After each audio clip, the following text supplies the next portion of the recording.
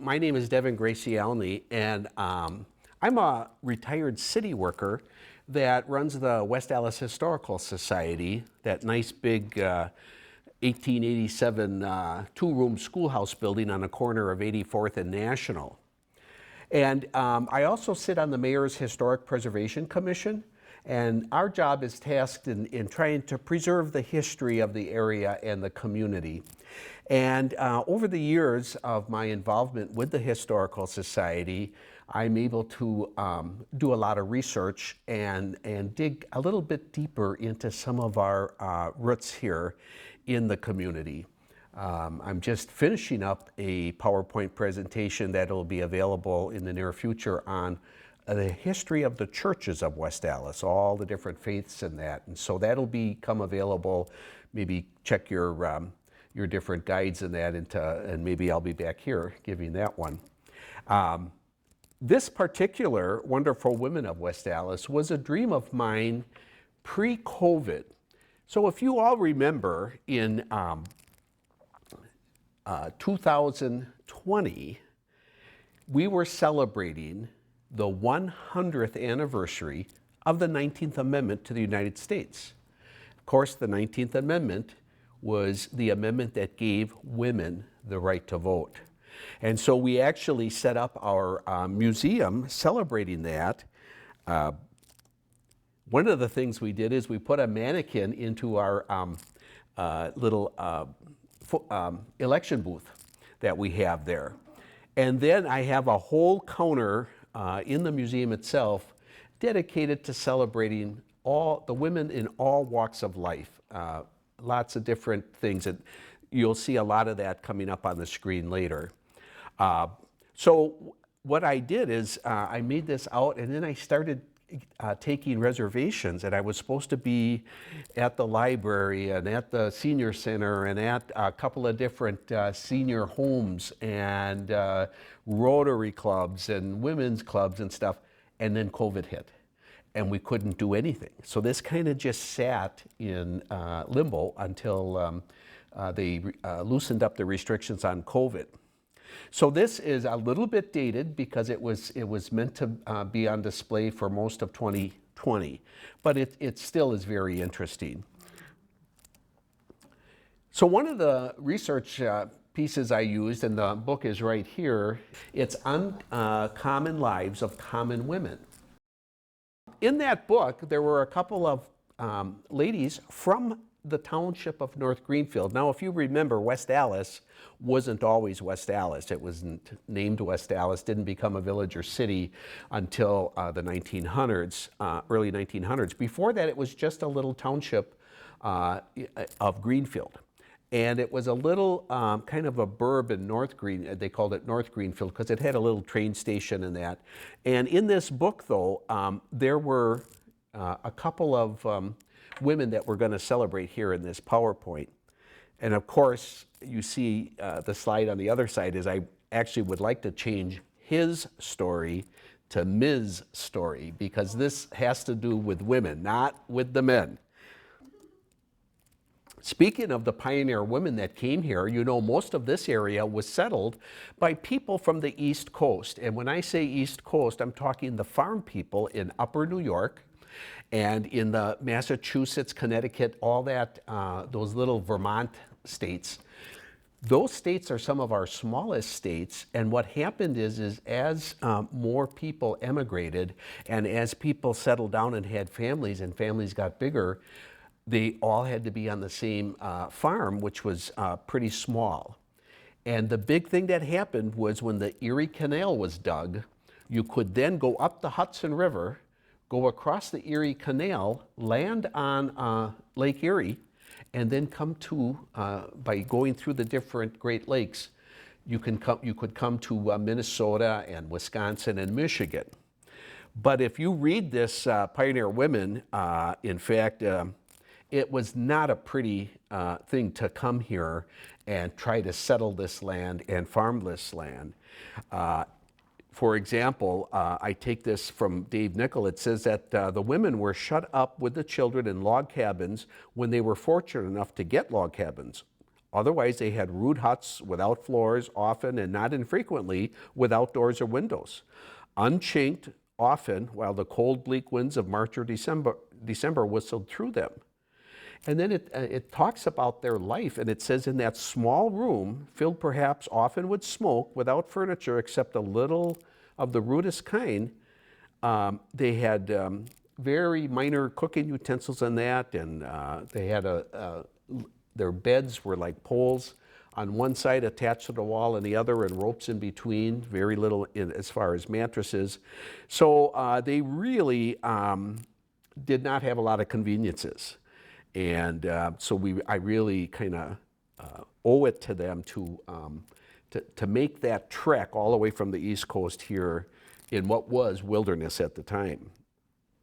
So let's talk about a couple of those women who did come here in the early 1830s, just after that canal was dug.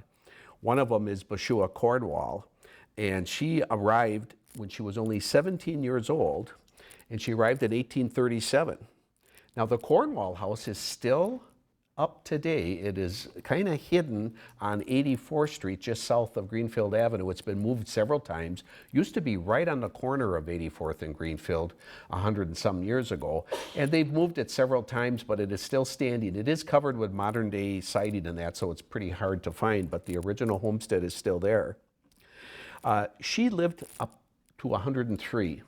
And her claim to fame is that on November 2nd, 1920, she ended up voting for the first time and then got a letter from President Warren G. Harding because he thinks that she might have been the oldest woman in this territory to actually vote.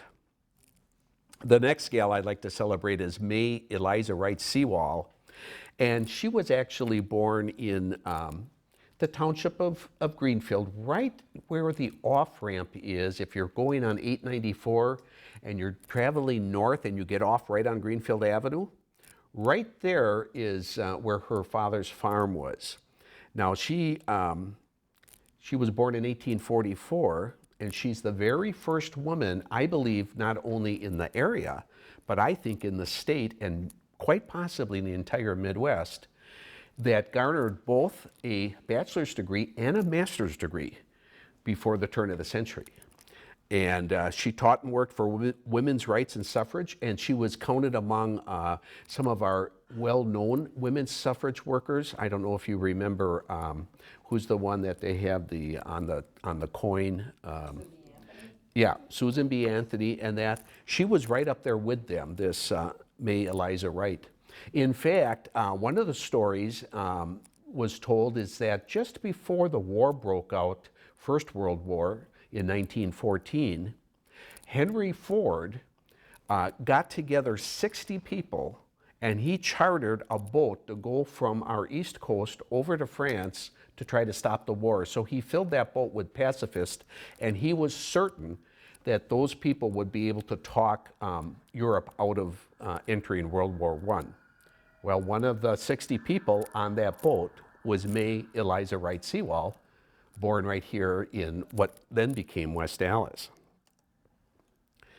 We celebrated her just recently. I found an old plaque up in our attic that the Women's Club of West Allis made for May Eliza Wright back in 1976, and they placed it in the State Central Credit Union.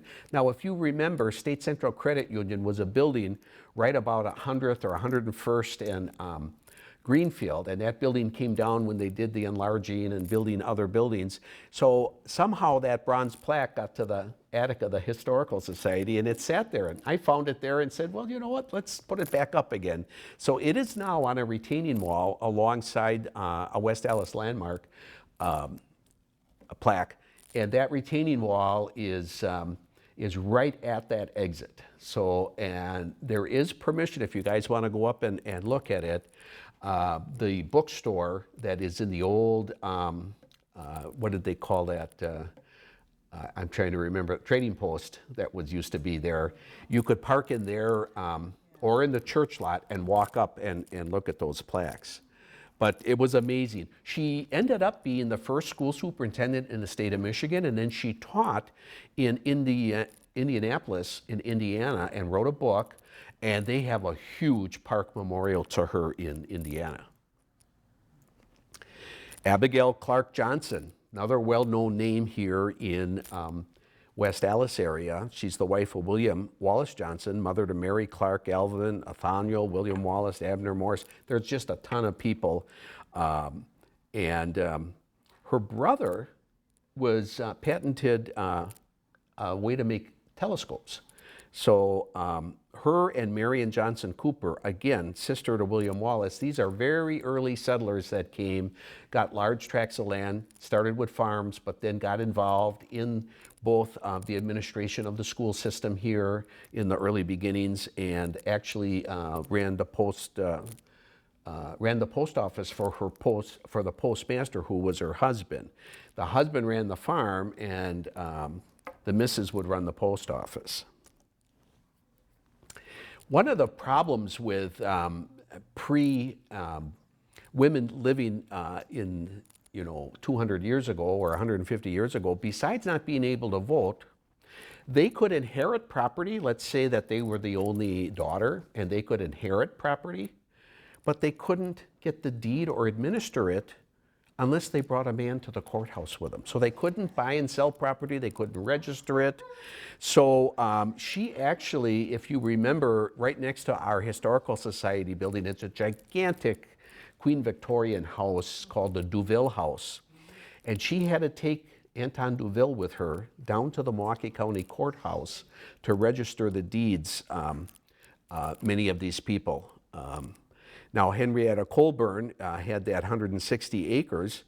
That got passed down to Sarah Whitmore, and Sarah Whitmore's husband would not allow her to go and register it in her own name, and he thought that it should be registered in his name. And of course, that's the 100 acres that was sold for Alice Chalmers back on 70th and Greenfield there. So that was the Whitmore farm. Mary Adelia White Henderson Abbott. You see all those different last names? Yes, she had 3 different husbands, and they would die on her, and then she would inherit the property.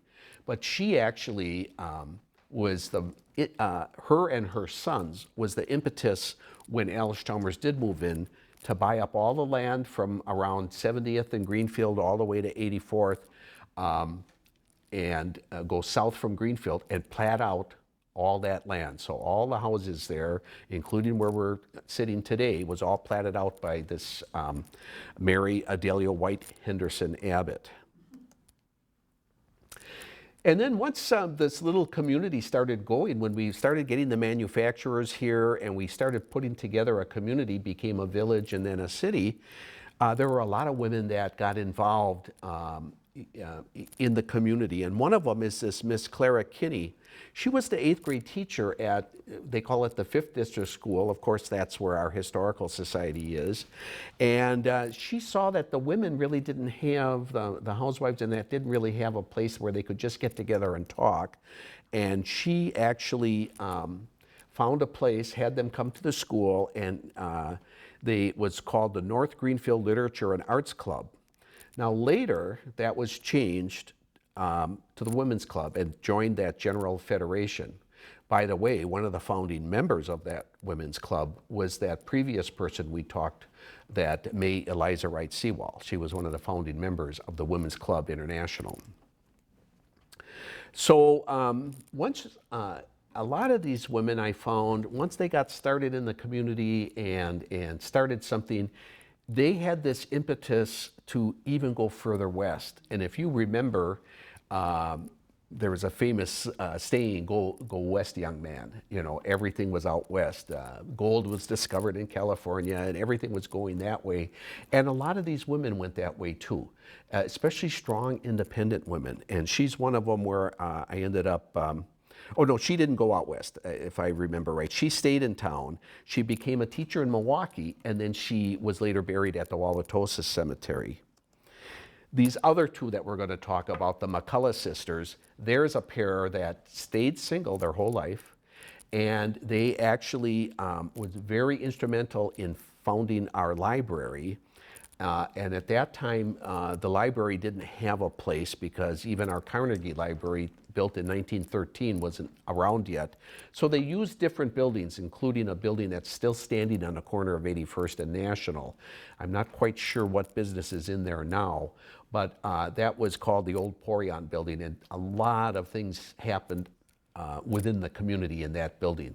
At one time, it was our first library, our first post office, our first village hall. That type of thing happened in that building. So they ended up, again, staying in town here for a little bit and then going out west. And I was able to find their memorial headstones out in Memorial Park, Forest Lawn Memorial Park in Glendale, California. Now that this little fledgling village gets started, the women get involved, roll up their sleeves, and they do stuff like running the library. And so some of our famous officers of that library, that Mrs. T.J. Fleming, and I don't know if you recall the name Fleming, if I were to say Fleming's A&W root beer stand, which was always on the corner of 77th and Greenfield. Yeah, that was her husband. His claim to fame, or that name, I think it was the sons that actually built the A&W stand, but that T.J. Fleming, that man is the one that brought the State Fair Park to West Allis. Prior to that, the Wisconsin State Fair was run in different areas of the state, and quite often not in the same place, you know, more than once or twice.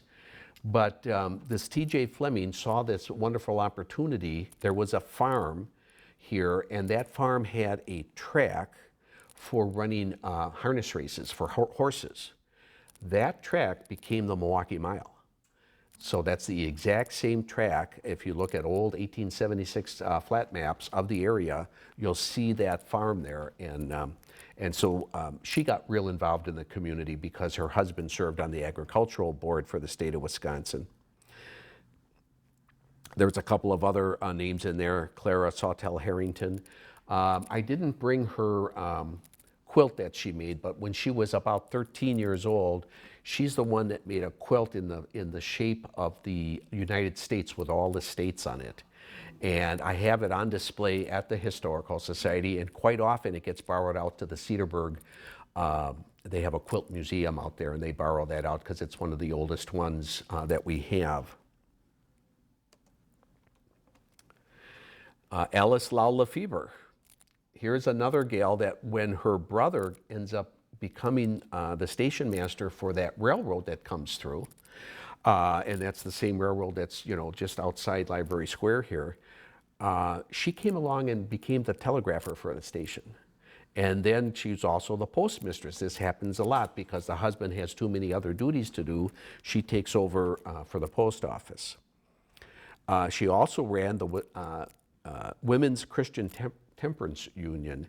And between her and, remember that gal I talked about with all those last names? They were strictly against alcohol. So that Henderson, what she did, because she owned all that property where our city hall is and where this building is, she owned all that property. She made sure that no businesses that were going to serve liquor would get any land. So she did she kind of excluded that. And then she also was very, very generous giving land to churches, Baptist churches and Methodists and that, so that they could build a church. She's recognized, this one's recognized for that too. Now there was a National League for Women's Service, and I have up here a medal from that National League. This is not a very well-known part of World War I history, but what happened is that women, of course, couldn't really serve in uniform, you know, and tote a gun back then. But what they did is something similar to what we call the USO now. They would actually help servicemen that were on leave or needed a ride to the train station to get back to their unit, and so they would roll up their sleeves if they needed a lunch or something like that. This woman, this organization took care of that. And they provided that stateside war service. They fed and cared and transported the soldiers. And It was described as America's largest and most remarkable war emergency organization at the time. And we've kind of all but forgotten about them. I can tell you a little aside on this is that when I was trying to do the research on all these different women, I ran into quite a few problems. Do you remember when I had a slide up there and it said Mrs. T.J. Fleming? Well, T.J. is Thomas James Fleming. So back in the day, and I can remember this from my own mother, when a woman got married, she lost not only her maiden name, because she was always Mrs., and then the last name of the male, but then she also lost her first name, because I can remember my mom even sending correspondence back as Mrs. Dennis Gracielny. So if you remember back in maybe your parents or grandparents, they kind of lose that first name in the official business world and become the Mrs. and then the man's name after that. So it was quite hard to try to do research. If you notice, as these slides continue, I diligently went and got everyone's maiden name to try as much as I could to put in there. Some of the other clubs that the women started was a Women's Club Relief Committee, Neighborhood Association, Family Welfare Association. These are all precursors to like our health department that we had and for social services in the community. There are some pictures up here of the women that were involved in Red Cross activities, garden clubs and that. I thought that bottom one in the white, I thought that was like a sister from a Catholic. That's actually how the Red Cross uniform looked back in the World War. They looked much like a nun. So then I started doing some research as some of the women that were kind of trying to get on their own or create a business of their own, run a business of their own. I found in our old city directories, one from 1904 and 1910, about one of the only jobs they could do is they could run a boarding house.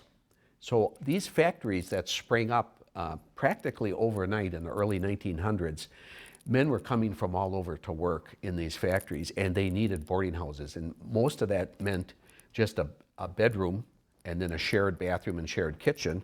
And we still have boarding houses to this day that are operating here in West Allis. But as you can see, 4 out of the 13 boarding houses were owned by women in 1904, and that became 7 out of 12 by 1910. What else could women do at the time? Well, we had a new invention come in from Alexander Graham Bell, the telephone, and they needed switchboard operators.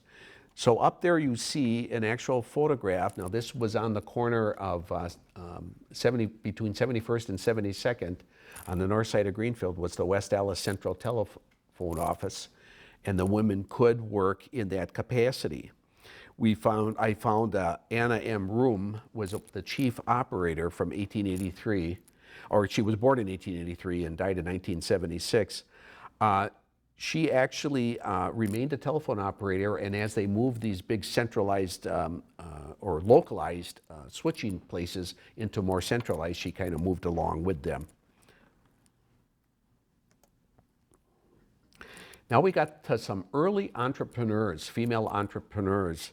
Usually what happened in this first case, Mrs. Mabel C., and then her last name was Shure, Sells. If you remember the old Sells printing company that for a long time published our West Allis Star and printed our Star paper, she actually became an entrepreneur because her husband passed. And then she kept that business going for many, many years. And then on the bottom slide, Alice M. Dahl, I could not find a picture of her, but she was the very first woman in the state to own an insurance company. She bought the old Hinckley Insurance Company, which was down at 6 Points, 62nd and National and Greenfield where they meet. There was a Hinckley Insurance Company, and she ended up buying that out and became an entrepreneur and a businesswoman. She's actually buried in, her headstone is in, I believe it's either Holy Apostles or I think it's St. Matthias Cemetery. She's buried there. Another thing women could do, they could become nurses and midwives. I was going to bring, I think I have in the window, if you go out after this talk, you can go out, there's a window, I have the actual midwife's bag, and it looks just like a doctor's bag. And in there they had a scale to weigh babies, they had a watch that they would clip that had a second hand so they could time contractions and stuff. And I just happened to have Julia Hahn's notebook, and from the 1920s and 30s, where it cost $5 to deliver a baby. So, so a lot of times they're listed as nurses or midwives in our city directories, but then there's other times where they're not listed. This was probably my most amazing find about women and things that they did that we didn't really recognize. But if you notice, there's this big bronze plaque, and I believe that was in the old West Allis Central building that was on between 75th and 76th, the National. On it listed 900 names of the men that served in World War I from this area, from the West Allis area at the time. And that center panel had the names of the 18 men that passed away, either in training or overseas in combat. As I was looking at that name, all the names on there, all of a sudden where you see the red arrows, they kind of stuck out at me. And because it had a name that was a woman's name, you know, a first name. And I know there are some names that you can go either way, like Marion or something like that, but this was unbelievable. Now this first one, Florence D Case, her name is on there because although she was not in combat, there was YMCAs from the United States that went over into France and England and set up places for the servicemen to rehab and rest and relax. And because it was overseas in a war zone, they were able to get their name onto this plaque. So that Florence Danby Case served overseas at the YMCA. Here's another one, Marguerite Duvil. Remember we talked about that big house that's next to the museum building there. Duvil was the name of that house, and she was actually born Margaret Mabel Duvil in 1885, and she joined the Red Cross during World War I and was stationed in Paris, France.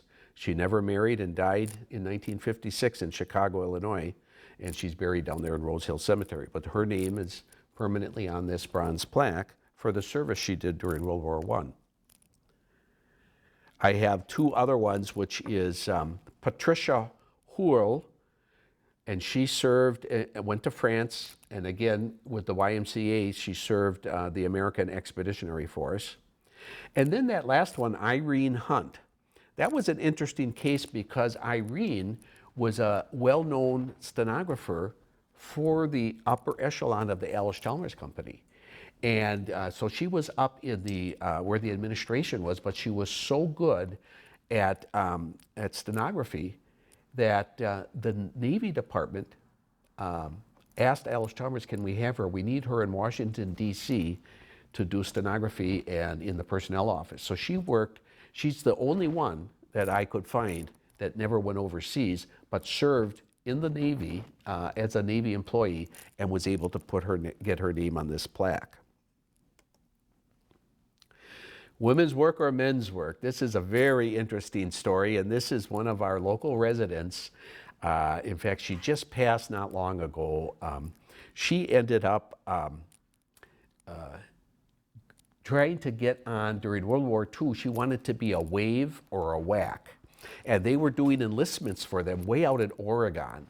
So she left the Milwaukee area and went all the way to Oregon to try to enlist as a wave or a whack to serve during World War II. By the time she got to Oregon, they had filled their quota and they turned her away. However, while she was on base there, she met a nice man from Milwaukee, and they ended up striking up a romance, and he sent her back with a promise of marriage after the war, sent her back to the Milwaukee area and said, get a job and I'll meet you after the war. Turns out the job she got was delivering milk. Now, you know, the milkman, they were at war. So just like Rosie the Riveter and all the people that, worked at the factories, all the women took the men's jobs. She was the last West Allis woman. She had a route with Barney was the name of her horse. She delivered milk, and it was the last milk run with a horse, delivery here in West Allis. I have that picture on the right does not give it justice because it's out of a paper, and I just could not get good clarity. But that picture on the right is an actual photograph from the journal at the time. President Roosevelt visited Allis-Chalmers with Governor Huel, and as their limousine is going into the plant, everyone that's working around in this plant is a woman. And so you'll see that it's all women around there. After the war, of course, now the women, what happens to that? The men are coming back from the war and they want their jobs back at the Allis-Chalmers. And so it was quite a problem because if you were married, your husband got the job and you were sent back home to mind the children and do the housework. If you were not married, there was a chance you could keep your job, but it was slight because all these men were coming back. And I thought it was very instrumental that a union that was part of the National United Auto Workers Union, Local 248 here in West Allis, and they had their storefront office right on Greenfield Avenue. They kind of stuck up for the woman. In fact, one of the leaders in that middle, I'll just read that quote for you. It says, "The question of married women working is a question for the family to decide and not society itself. The American way of life guarantees to each person the right to live as he or she sees fit." Now that came out in 1949, long before women's lib and the ERA and all that other stuff, fighting for women's right. So it coined the phrase, all of this happening long before the feminist movement coined the phrase equal rights for women, So, but most of the women were sent home. So now we have some community clubs that if you have a men's club, then you got to have a equal women's club. So like you have I think it was called, what were the war clubs? The VFW, and then you'd have the VFW Auxiliary, or you'd have the American Legion, and then you'd have the Auxiliary. And the Auxiliary ended up being the women getting together and doing the volunteer work, the same work as the men. But here in West Allis, we had an old timers club, and we had an early settlers club. So the old timers club was any man living in West Allis since 1908. You had to be in there 40 years in order to be in this old timers club. Well, the women got together and they invented the early settlers club. And we have some of the records on file at our Historical Society about that. We also have women that were highly intelligent, highly educated, went into the business world, and then they decided to have their own club, Business and Professional Women's Club of West Allis. I put this Margaret Jane Peg Park in there because she actually is known as the patron saint for the West Allis Historical Society. It was her urging of the mayor's wife, Arnold Klentz's wife, Billy Klentz at the time, to push for a building, which we ended up getting that schoolhouse building there on the corner, and it was her that actually got that going, and so we owe a big debt of gratitude to her. Homemakers Club, that was really, really big here in West Allis, and of course they won many state awards. In fact, I brought a couple of one of the awards that they won here. Back in the day, that was quite the thing to have a Homemakers Club. Their motto, "Better Homes Builds a Better World," and they grew, it said the membership grew to a nearly unmanageable level that in 1953, the West Allis Evening Homemakers Club was formed. So they had a club during the day and then one in the evening. Again, in support of a lot of the husbands and that, we had different organizations like the Police Wives Association. Well, that was before women could become patrol officers. So, you know, the wives were doing all the supporting and raising the money and doing the charitable work on behalf of their husbands. We had quilters clubs, a honeybee quilter club. Now we talk about women in government and their contributions to the community. This one is just phenomenal because this Bessie Bo Meggs was appointed to the school board in 1918. Now remember, women did not get the right to vote until 1920. So she's appointed to the school board. And you know, she was also president of the Wisconsin League of Women's Voters, and her husband was an early alderman here. So she actually gets appointed and gets reelected, even though she couldn't vote for herself. She got reelected to the school board. And then Mabel Hennika served as the deputy city clerk or comptroller from 1912 until 1922. And in that same year, she was elevated to city clerk and completed the term for a guy named Al Wickner, so that's 100 years ago. And then she herself was elected by both men and women, you know, from 1924 all the way to 36. So she was there, kind of started out our women in politics here in the West Allis area.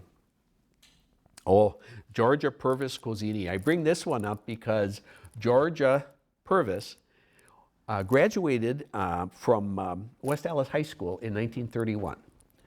But she was very active in political groups, and she actually, if you read the screen, she ran for vice president of the United States twice, governor of Wisconsin 4 times, U.S. senator from Wisconsin 4 times. And she was not on a major party ticket. You know, they always say Geraldine Ferrero was the first woman to be on a major party ticket for vice president. Well, she was on the ticket under the Socialist and Labor Party. She was on that ticket with, I forget who her running mate was. It was, his last name was Maas, M-E-S-S. So I just kind of bring that up because in the 30s and 40s, she was very active in the political sphere. Excuse me. Of course, our beloved 2 women mayors of West Allis, Joyce Ann, maiden name Bergman, Radke, and Jeanette, her maiden name was Jeske Bell. They were able to successfully run run the city. Sue Baldwin was the first West Allis female county supervisor and county parks director. Rosalie Reinke, from 1992 till present, she's been an alderperson here in West Allis, and is still currently an alderperson. I put Joyce O'Donnell in here because although she actually wasn't for political office, she did run for the school board and ran the State Council of Alcohol and Drug Abuse, was very active in West Allis in the Women's Club and the Crime Commission, Planning Commission, the Library Foundation, Friends of the Library, all that kind of stuff. Now, women in education, besides talking about her, we had a couple of nuns that were very highly involved in education here in West Allis. The first one, that Mel Marie Stoll, she ran that School for the Blind at the Holy Assumption, which was very, very cutting edge to try to get the blind students assimilated right next to sighted students. And I can tell you she did a wonderful job, because some of my best friends, in fact, one of my best friends, Michael Welch, I was in his 6th, 7th, and 8th grade class. And they would learn Braille from Sister, and then Sister would get the Braille books and everything for them for the different courses and that. But then they would sit right in the classroom with the sighted people, and it really, really worked out well, because it taught the sighted students to help the blind students and vice versa. It really was a great thing. That Sister Mary Ellen Paulson, you'll see her up there on the right side. She was president of the West Allis Public Library Board of Trustees for many years, and was very involved. And then a lady that passed just recently, 2019, Mary Pat Morris, ran the West Allis Charities for a long time, and she was a substitute teacher for various schools and had her own tutoring, like if your child needed extra help or that, she had a business on the side where she would tutor your children. Other city female first, Arlene, her last name Sell, Zevnik, first policewoman. Now, anybody here remember the Angie Dickinson show called Policewoman? Do you remember that came out, and Angie Dickinson, showed up always in like a skirt and a blazer type thing. Well, that's what Arlene did. To be a policewoman, you didn't have to be a sworn police officer and do all of the things that an actual patrol person has to do today. You kind of worked up in the juvenile side and worked with the girls and stuff like that. She did carry a gun, did have a badge, but she didn't have to go through the rigorous training that an actual police officer did. And they called that policewoman. Well, that's back in the 50s. Let's go up to the 70s. And now we have Colleen, maiden name Sager Baker, first female police officer, 1977. And she did have to go through the exact regimen that any other patrol officer had to go through to meet the physical qualifications and the shooting qualifications and everything.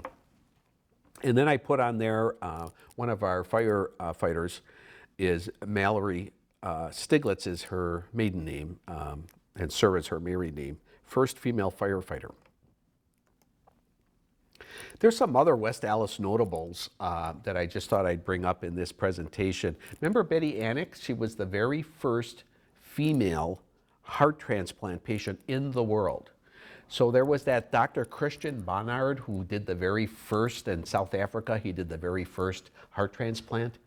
Well, he assisted on the Betty Annick one, which was done at St. Luke's back in the, I believe it was in '68, yes.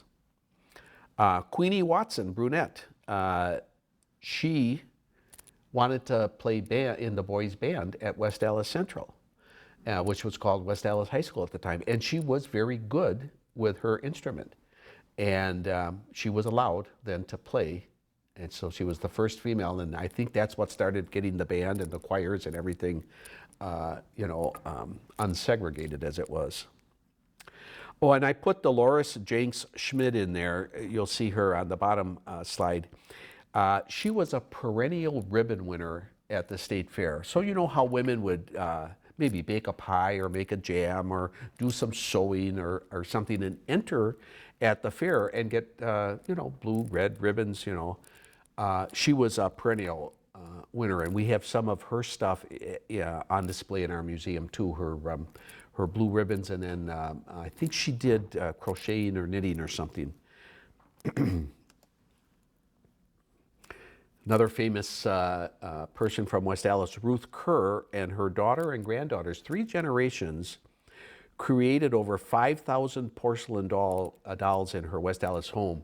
Now, when you leave today, look at that window. There's 2 of her dolls in that window. I was taking them around when I was giving this talk and putting them on tables, but they are so fragile that they were kind of breaking up a little bit. So I keep them, behind glass at the museum now. But 3 generations of these porcelain dolls that she made. Did you know that 4 Miss West Allises went on to become Miss Wisconsins?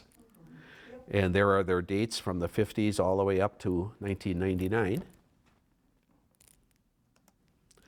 And we actually had a junior miss that won the American Junior Miss. And this was Dr. Chu's daughter, Dr. Tu's daughter, I should say. And she actually, in 1987, entered the American Junior Miss contest and won from West Allis. I call this other significant fairer sex contributors, Billy Iowa May Darm Clence. So that was her maiden name, was Iowa May Darn. And Billy Clence was active in many charities, including the Historical Society and the creation of the West Allis Memorial Hospital. And then Rosemary Bischoff is kind of interesting. She was born Rosemary Babbage, and the Babbage is a very common name here. We had people with that name working at city yards and that. She became a model at the Milwaukee Boston store and then ended up owning and running an international modeling agency, which I believe is still active, and it's still down by the lakefront, Rosemary Bischoff's modeling firm. She's long gone, but it's still, the business is still running. Some of you might know her. She got a lot of news for antics that she pulled, and later she maybe even had a little bit of mental disease on board. But Alberta Lessard was a West Allis school teacher, and she actually had a lawsuit because she kind of was railing against phonics as they came in, as they were trying to change the way they taught to read and write, and she was fighting against that, and then ended up taking stances that were unusual, and then she actually, I think, maybe had a little part of either dementia or something on board that made her a little bit, we would say, out of the ordinary, and she got arrested for being crazy. So she says, well, yeah, maybe I'm crazy, but we all are a little crazy. And unless we're going to threaten to harm ourselves or someone else, why can't we be crazy? Don't we have a right to be crazy? She ended up taking it to the U.S. Supreme Court. And this was a case that started here in West Allis, and it changed actual law on how we treat people with mental illness. On the bottom, I have some current contributors here. You can see Barb Hart in there, and I'm turning to Pat Wolf and Lila Roberts. I don't know if you know her from the Historical Society. And there was that gal that ran, I think her husband ran the zoo for a while, Trish Wickerhausen. She was very active in our charities and that, women's club people. Artists, musicians, and celebrities. So we have some from West Allis.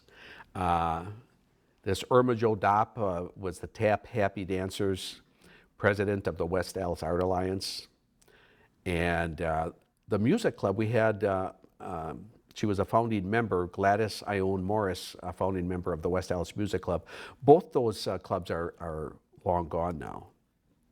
This is the one I like the best because I take claim for that Jane Marie Genevieve Weedland. If you don't know her, you might know the band that she founded in California and had many, many hits. The band was the all-girl band called the Go-Go's, and they performed all over the world.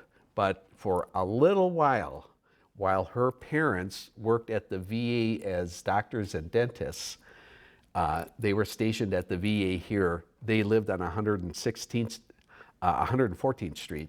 So for about 4 years, when in her early years, childhood years, she grew up in West Allis, but then they got transferred to the VA in California, and that's where she blossomed her musical talent and became the founding member of the Go-Go's. So, and then we have a gal named Marlena Lustig, and I didn't really know about her until I started doing some research. She's an actress and writer and a director. She's known for Scream Bloody Murder in 1974, and there was an NBC special treat in 1975. She married another actor, and they are artistic directors for the Cape May stage in New Jersey. It turns out that she grew up right on 85th Street here, and she taught dance at the West Allis Recreation Department in the summer times. So she had a summer job teaching dance, and she ends up becoming a stage star in New York and New Jersey. And now we have West Allis Women in Sports. We have that Goldie Bateson, professional golfer and instructor, very early. You see she's born in 1915. She was inducted into the Wisconsin State Golf Hall of Fame and the LPGA Hall of Fame. And she ran that little golf shop just down, I want to say 77th and Greenfield. You know, they had that Schrader bookstore there, and just to the south of that was an indoor golf range, and she taught golf and ran that range for many, many years. One of my favorite athletes is that Veronica Rossman Schubert. Again, a lot of her medals are on display just next door here in the window. She won 101 medals and ribbons for her speed skating.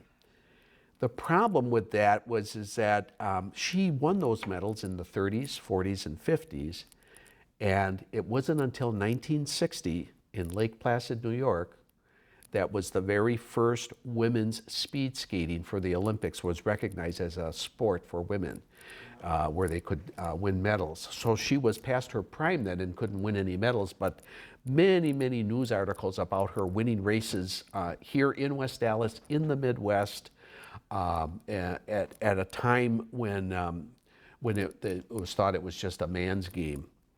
As it turns out, I brought something along with me. Doing research on her, she went to Horace Mann Junior High School. And when she was in junior high school in 1938 or 39, back then they didn't really have yearbooks, but they had what was called autograph books.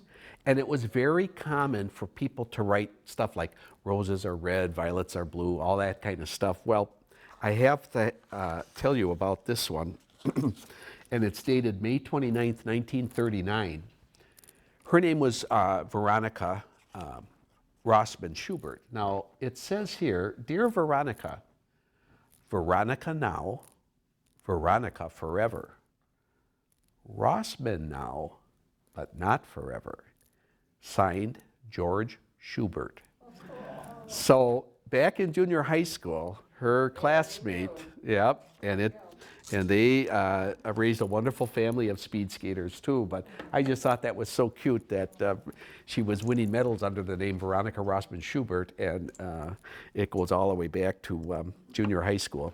There is a display case with all her medals in there, and I brought a bunch of them in the window display. Chelsea Memel, wonderful athlete, uneven bars and that. Christine Whitty from West Allis, another speed skater, more current. And so we're kind of coming to the end of the wonderful women of West Allis, so I would be remiss if I don't put my wife in there. My wife passed in 2010, but she had to move to West Allis because at the time that I was a police officer here, we had residency requirements. So if you were a city worker, you had to live in the city. And so she had to move here from Muskego. A couple of pictures of us. She ended up being a master's level social worker, a medical social worker. And we lost her for diabetes and complications of diabetes back in 2010. And of course, again, I'd be a little remiss if I don't put my mother in there, who lived in West Allis for quite a long time. She actually was a war bride. So my mother married a Wisconsin sailor, and they met at a USO club in New York. And the story goes is that my mother, who was an up-and-coming entertainer, she had a sister that was a rockette at the Radio Music Hall. My mother was a singer and had just cut a record. She sang with Danny Kaye and Kate Smith, and she became an entertainer for the USO show. And apparently when the servicemen would come in, the entertainers were up on stage and were not allowed to fraternize or dance or anything with the servicemen. They lined the walls of the USO club with other local women that would cheer up and have a drink and dance with the servicemen. So apparently a bunch of other sailors knew about that rule that entertainers could not fraternize. And my dad, being a Polish farm boy from Pulaski, Wisconsin, never saw New York City before, and he's at this USO club. And because they get paid whenever they come into shore, and it had been 6 months, he was bet that he couldn't dance, and they pointed at the girl on the stage, which happened to be my mom. So he says, well, I'll ask her to dance with me. I'll bet my 6 months' wages, And my mom's sister overheard the conversation, and she knew that the other sailors knew that they were not allowed to dance, and so they were going to take my dad's 6 months worth of wages away. She runs up to my mother and says, you better dance with that poor Polish farm boy, he's going to lose 6 months' wages if you don't. And that's how it happened. So they were married in Sunnyside, New York in 1943, and then my dad brings her back to Wisconsin. She works for Gimbel's, and of course she had 13 pregnancies, 11 living children. She was Mother of the Year for Gimbel's in 1966. Got some pictures of her teaching me to dance, and some Mother's Day, and then they celebrated their 50th wedding anniversary. And that gives me pause to come to the last slide. And if you're in the audience and have a compact with you, take out your mirror and look at yourself, because I want to thank all of you wonderful women of West Allis that came to enjoy this presentation.